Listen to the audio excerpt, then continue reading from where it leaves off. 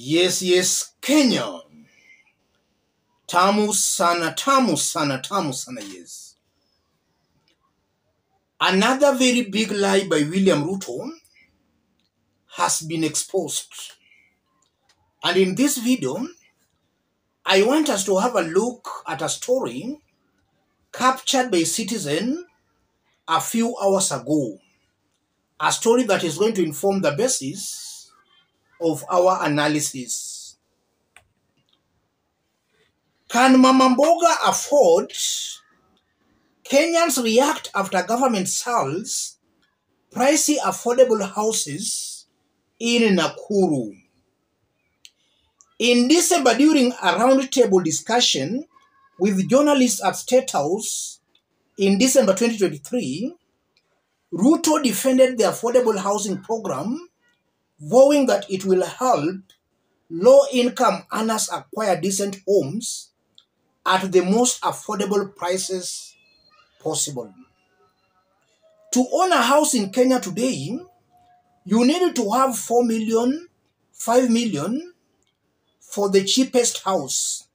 We are giving an opportunity through this affordable housing program for a Mama Mboga or a Boda Boda guy to buy a house of Kenya shillings 400,000, where they can pay Kenya shillings 4,000 a month and eventually own a house. Noted Ruto. That was in December. That's last month.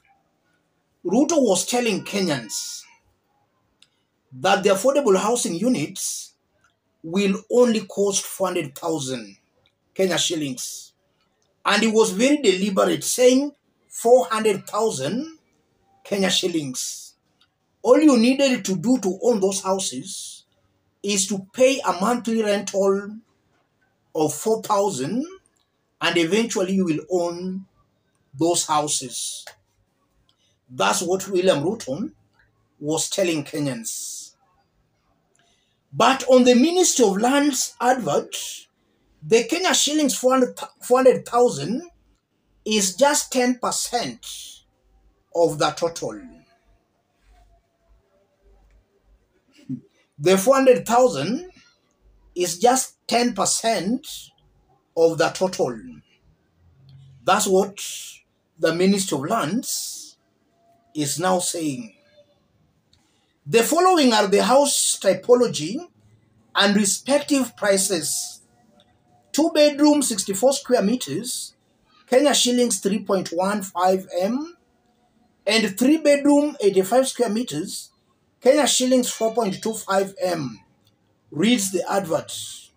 The purchaser will be required to pay 10% deposit to qualify.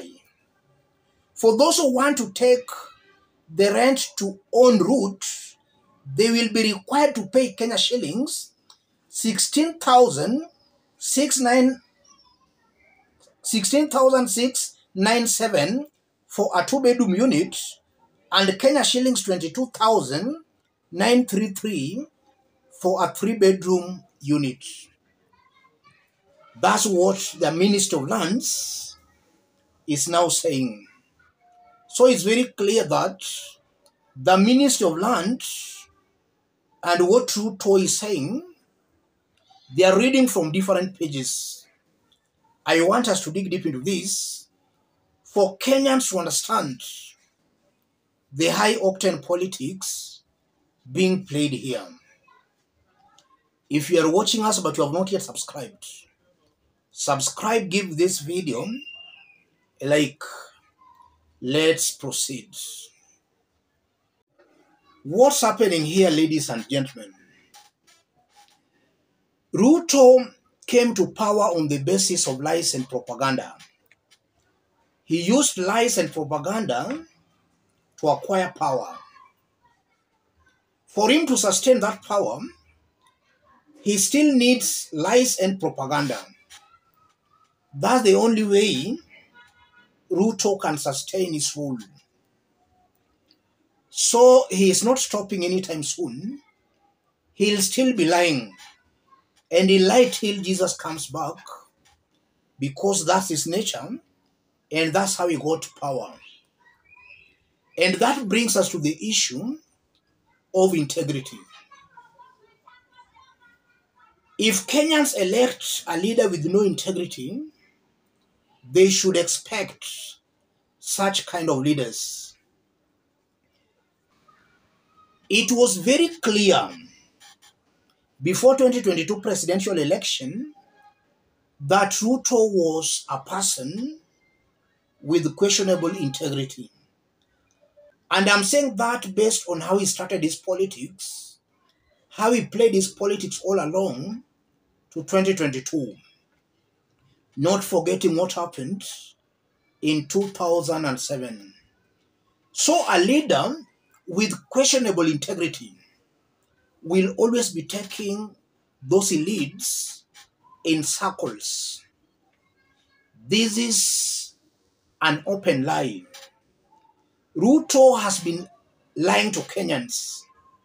By him going around the country telling Kenyans that the houses were to cost 400,000 Kenya shillings, he wanted to make Kenyans feel as if William Ruto was on their side.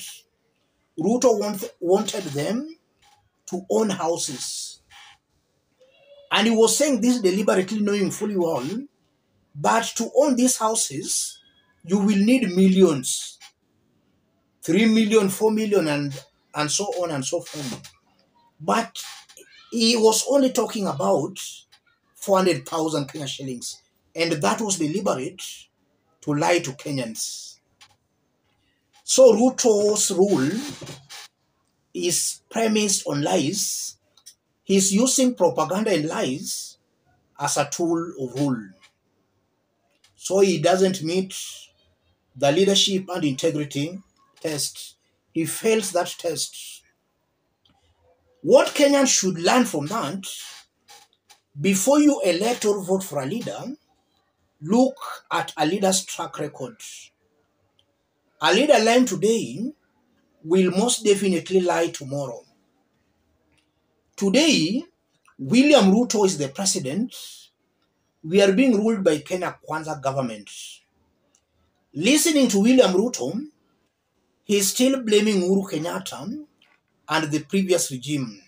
So he does not want to accept that he has failed to deliver.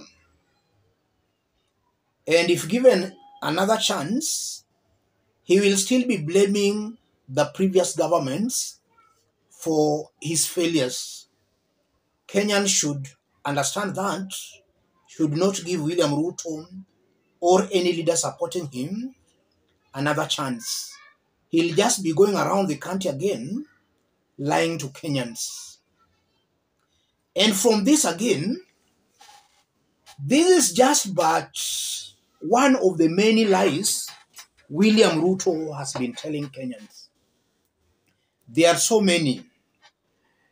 Mtungi ya gas will be going for 300 to 500 Kenya shillings. That was William Ruto saying. Dollar will be 120 Kenya shillings. Those are William Ruto's lies. And they have been proved as lies. So as I conclude, it's incumbent upon Kenyans now to make a decision. Do they want to continue with the lying president, or do they want change? That's a decision Kenyans should make for themselves before it's late. Because from the look of things, the situation is worsening. Let me stop it there, ladies and gentlemen. If you are watching us but you have not yet subscribed, subscribe, give this video a like. Any other person who may want to support our forum, contact me through that number below. Let's meet in our next analysis. Thank you.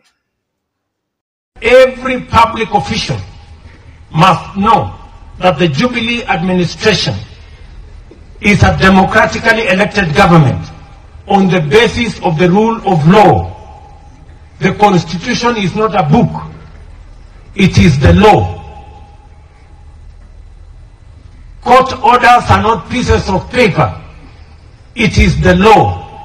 And therefore, we want every public servant to understand that the basis of our democracy and the basis of our nationhood is the respect for the rule of law. The slide to anarchy and confusion and impunity and dictatorship starts when we do not respect the rule of law. Every public servant will be held personally accountable if they do not respect the rule of law. There is nowhere in the Jubilee administration, the President, myself as Deputy President, or any part of this government does not believe in not respecting the rule of law.